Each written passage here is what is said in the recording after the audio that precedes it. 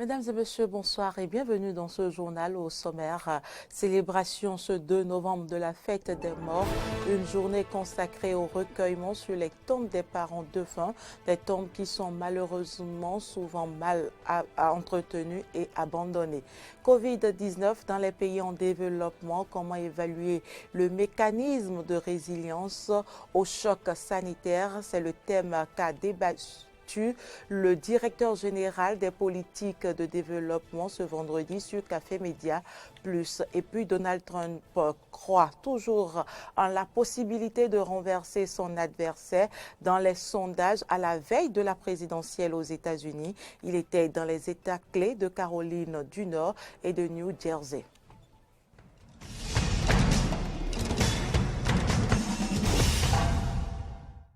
Merci pour l'attention. La communauté chrétienne célèbre ce lundi la fête des morts. Chaque 2 novembre, les vivants se souviennent de leurs parents défunts, ce qui motive le nettoyage des cimetières qui sont souvent dans un état insalubre et délabré. Une situation que déplore le père Fataï Ghislain Sanni, curé de la paroisse Saint-Antoine de Padoue d'Abomey-Calavion. On l'écoute.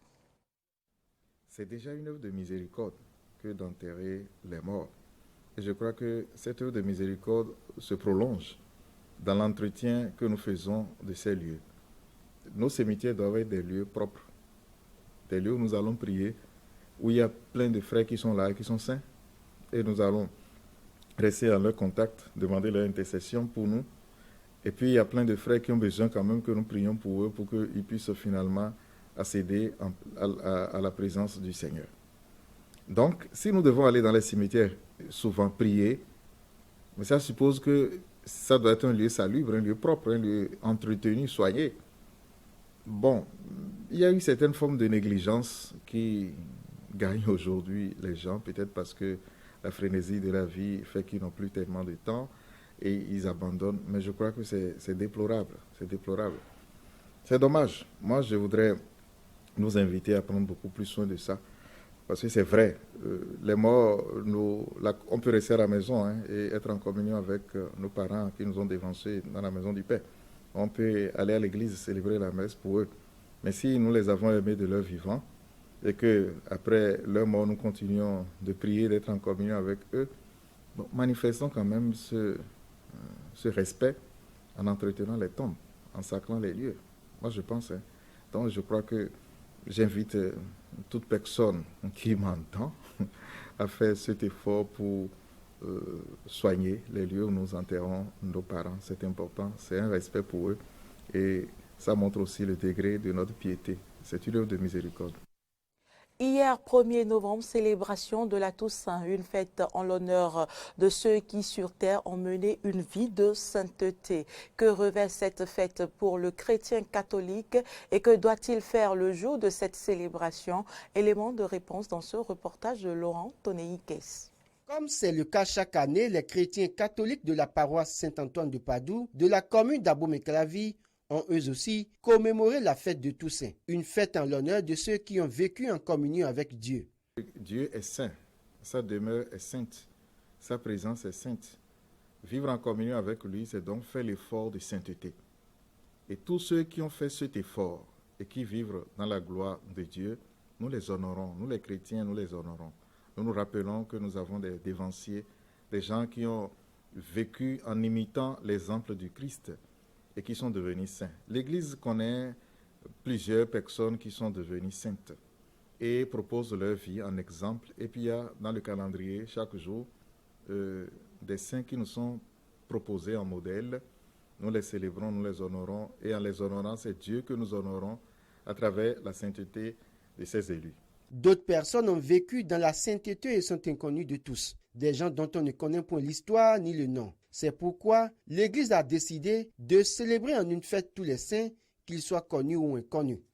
Cette célébration qui arrive le 1er novembre est aussi un appel pour nous qui sommes encore pèlerins sur cette terre, appel à vivre bienheureux déjà sur la terre, pour que notre communion avec Dieu ici anticipe la béatitude éternelle.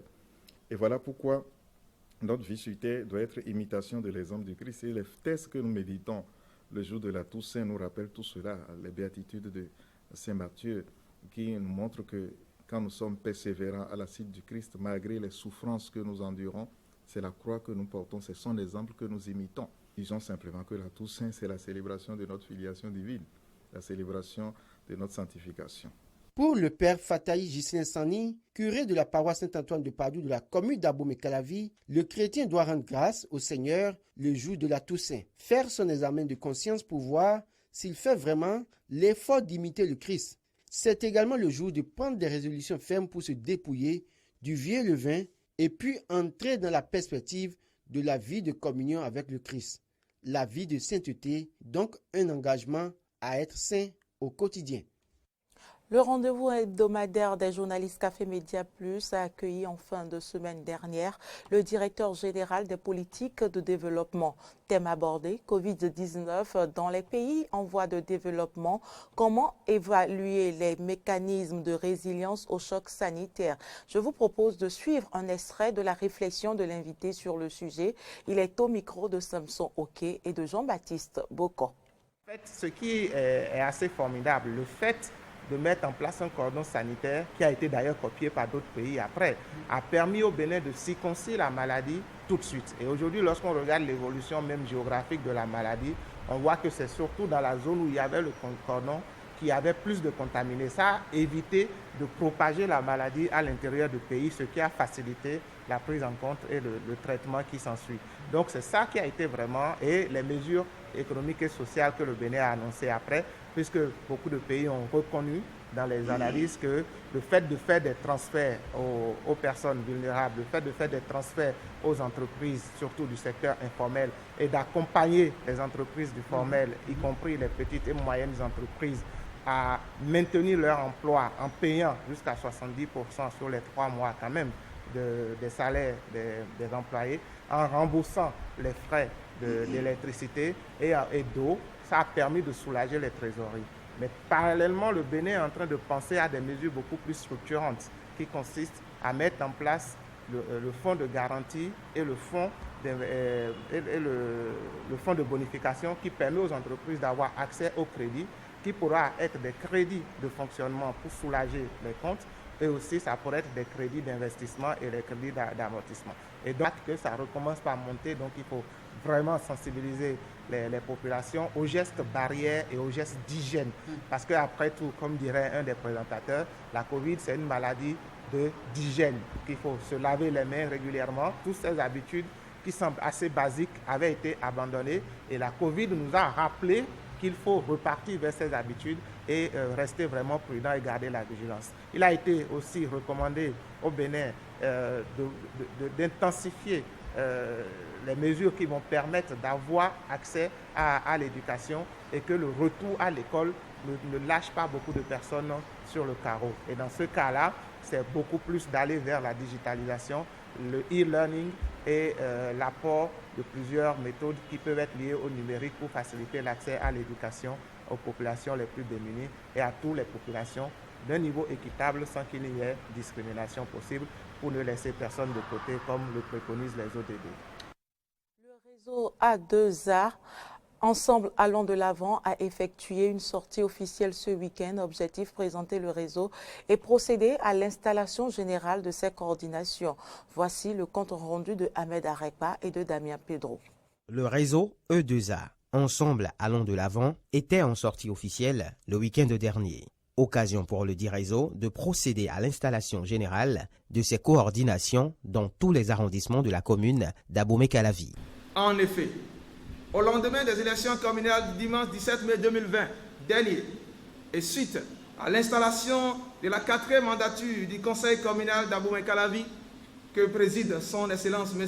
Angelo Évariste Arrondinou, nous avons compris si très tôt, à travers les premières actions du maire, que beaucoup de nouvelles initiatives sont entreprises et sont en cours pour donner une nouvelle image à notre commune. Par son humilité, son pragmatisme et son esprit d'ouverture, les rencontres que nous avons tenues avec l'autorité communale nous a laissé voir que ce dernier nourrit beaucoup de rêves pour le développement de la commune d'Abomey-Calavi à l'horizon 2030. C'est dans ce contexte que nous, jeunes, très attachés à la démocratie, à la promotion des jeunes et des femmes, au développement durable et intégral, réunis au sein du réseau Ensemble Allons de l'Avant, avons décidé de soutenir le maire et son conseil communal dans les actions de développement de notre commune. Évariste Angelo Arrondinou, maire de la commune d'Abomey-Calavi et président d'honneur du réseau E2A, a félicité l'engagement de cette jeunesse agissante. Il l'a ensuite exhorté à poursuivre le combat pour le développement de la cité. Seydou Badian, dans son ouvrage Sous l'orage, à la page 27, dernier paragraphe avec Yacoubien, il dit « L'homme n'est rien sans les hommes. Il vient dans leur main et s'en va dans leur main. » Il ajoute, la meilleure des connaissances est celle-là qui mène l'homme vers les hommes. D'ores et déjà, nous vous envoyons tous en mission à partir de l'instant. Allez proclamer la bonne nouvelle. L'équipe que nous avons accompagnée, que nous avons suivie, ne démérite pas. Cette équipe mérite notre soutien pour une reconduction. Au terme du bilan qui a été fait, c'est la décision qui est sortie, nous, à notre niveau. Et nous prions Dieu pour que notre leader nous écoute, nous entende